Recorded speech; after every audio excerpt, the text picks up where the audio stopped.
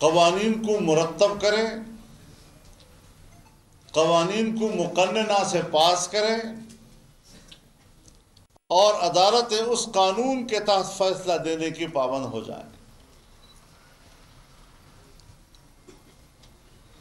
آج کی یہ محفل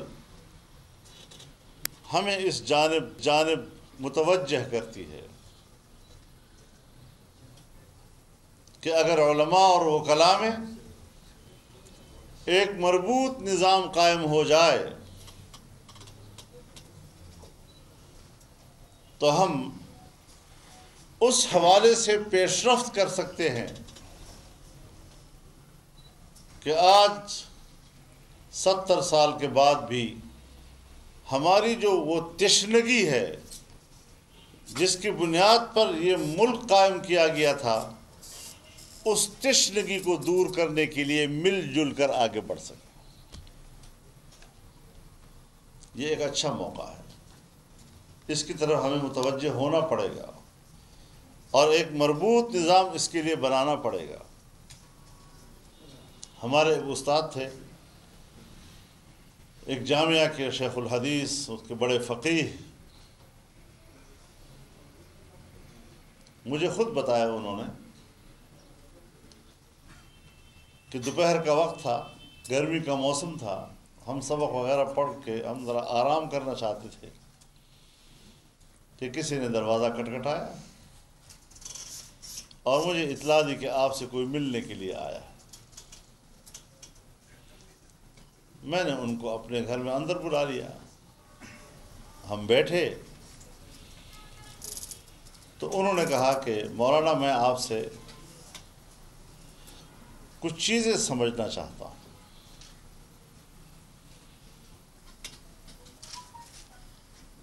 تو میں نے کہا کیا ایسی بات ہو گئی ہے کہ اس وقت اس گرم موسم میں کڑی دوپہر میں آپ تشریف لائے ہیں؟ تو کہنے لگے کہ یہ مزاربت، مشارکت، مرابحت اور کچھ اور 2-3 چیزیں اس نے کہ یہ اگر آپ مجھے سمجھا دیں تو میں اس کے لیے آپ کے پاس آیا۔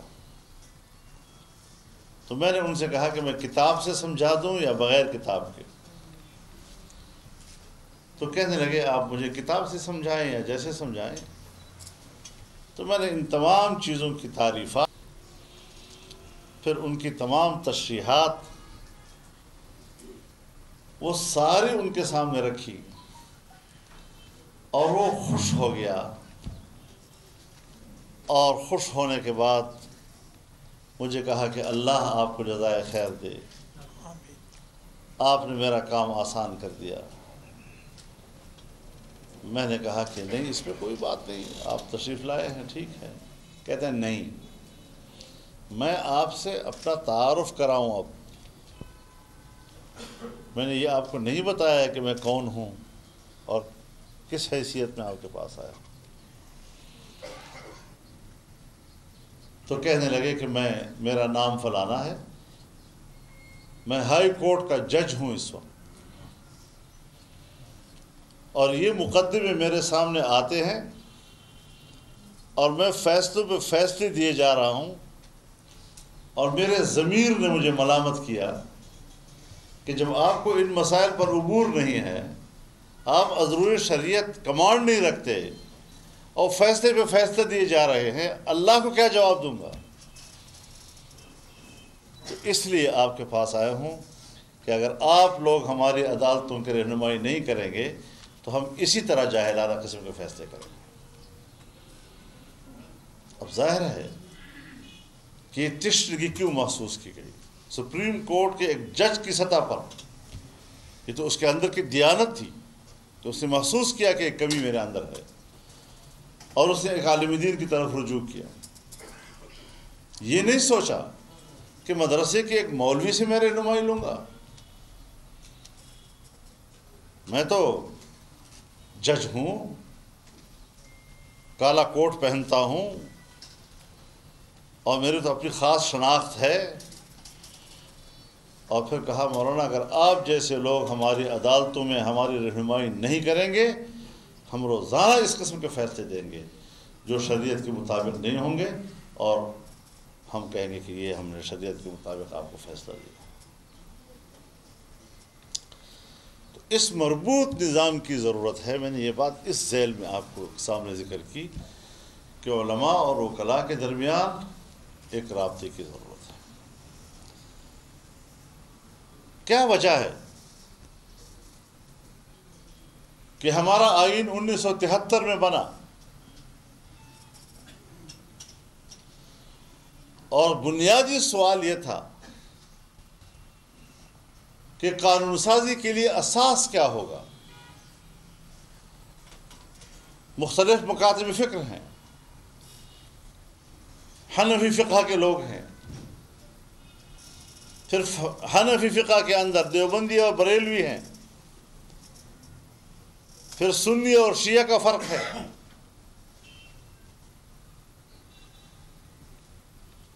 پھر جو غیر مقلدین ہیں وہ تو فقہ کے قائل ہی نہیں ہیں۔ تو پھر قانون سازی کی اساس کیا ہو؟ اس مقصد کے لیے ایک اسلامی نظریاتی کونسل بنائی گئی۔ اسلامی نظریاتی کونسل میں ریٹائرڈ ججز، سینئر وکلاء، ماہرین شریعت اور ہر مکتب فکر سے علماء لیے گئے۔ سن 1973 سے آج ہم 2021 میں داخل ہو گئے ہیں۔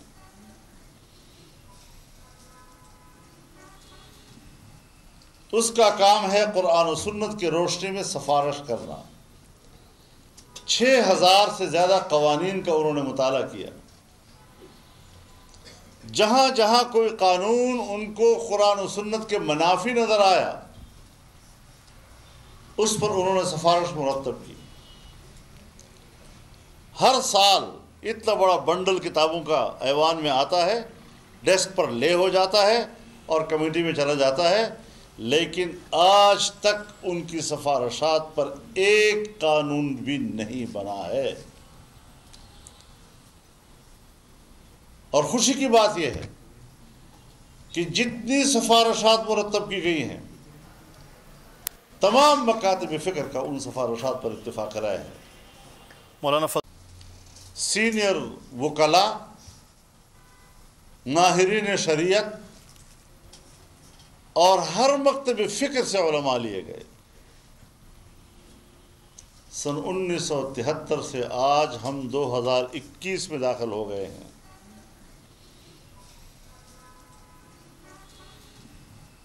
اس کا کام ہے قرآن و سنت کی روشنی میں سفارش کرنا۔ 6000 سے زیادہ قوانین کا انہوں نے مطالعہ کیا۔ جہاں جہاں کوئی قانون ان کو قرآن و سنت کے منافی نظر آیا، اس پر انہوں نے سفارش مرتب کی۔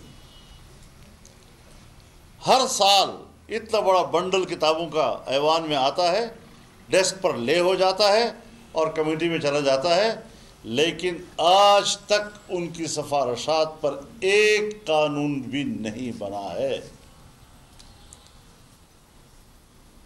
اور خوشی کی بات یہ ہے کہ جتنی سفارشات مرتب کی گئی ہیں، تمام مکاتب فکر کا ان سفارشات پر اتفاق رائے ہے۔ مولانا سبسکرائب کریں اور بیل دبائیں تاکہ کوئی خبر رہ نہ جائے۔